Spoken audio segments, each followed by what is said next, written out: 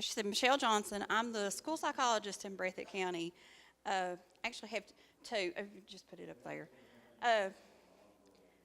And this is my passion outside of school. Does anybody know what the Y Club is? Okay. Have you ever been to Kuna? Okay. The Y Club, I'm the Y Club sponsor for the high school. We just started last year, and it's basically a community service group. But in addition to that, we have two events during the year. We have the Kentucky Youth Assembly, which is coming up in November, and the Kentucky United Nations Assembly, which is what my grant was based off of. The Kentucky United Nations Assembly, you go to Louisville for 3 days. You represent a country. Our countries this year are Nigeria and Cameroon. And you have to look at that country, find something that the United Nations can work with that country to help solve a problem. And you go in costume the first day, relevant to your country. You build a booth relevant to your country that represents it, so that the global village becomes like the tour guide of all the countries that are there. And then you develop this resolution proposal that you present and debate, just like you would if you were at the United Nations trying to get the United Nations to pass something. And in starting this last year, Wide wanted to do this at the elementary level because that's what we're leading down to. We were starting the club, and we were talking about what countries we wanted for last year and stuff, and I was getting the kids to vote, and they were like, what about Maine?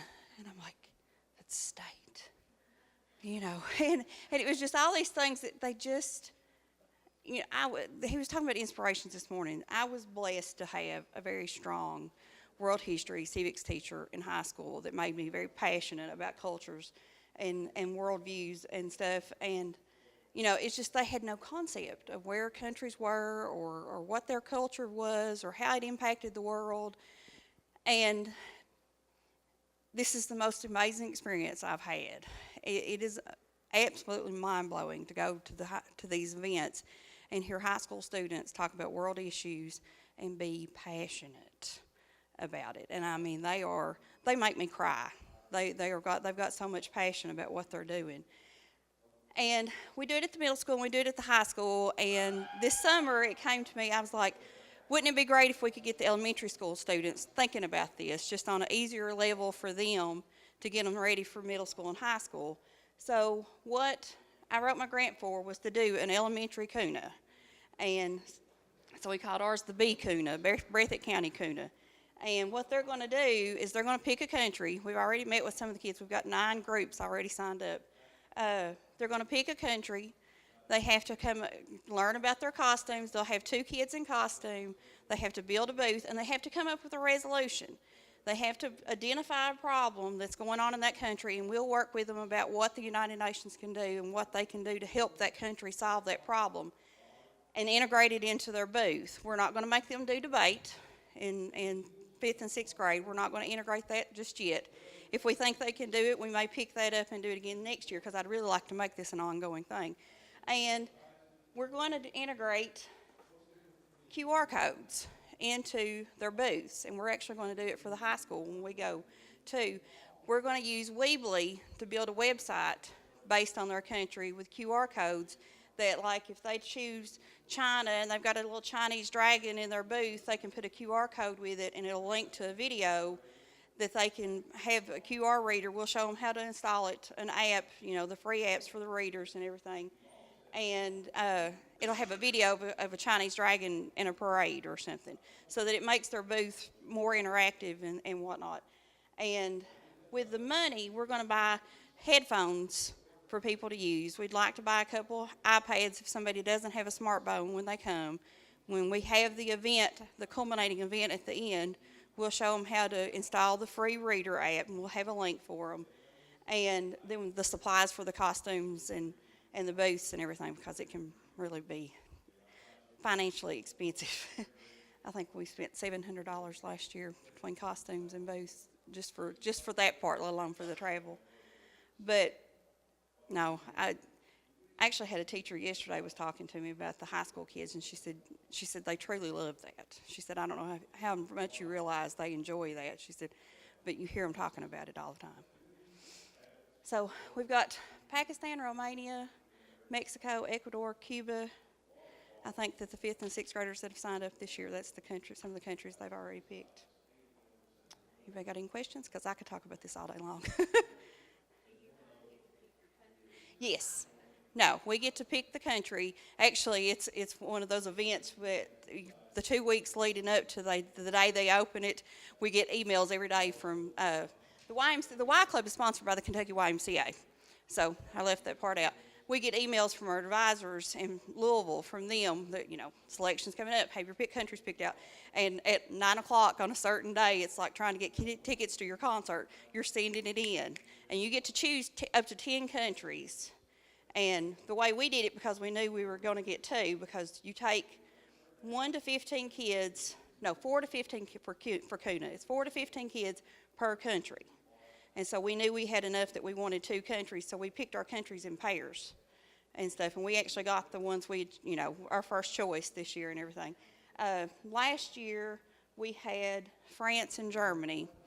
And the year before that, when we started with them in middle school, the first time we'd ever knew, I wish we'd known about this so much sooner, we had Belgium. We just had 1 country that year. And I told them the rule was when they started picking their countries this past spring, when they opened it up, I was like, okay, we're getting out of Europe. It's like, it's too much like the United States. You are picking something on another continent. We are getting out of Europe. So, and then my sophomores have been with me since 8th grade. Before they graduate, they've said, we're putting our foot down, we're doing India. So next year, I'm thinking it'll probably be India and Cambodia will be our focus and stuff. But no, it takes your breath away.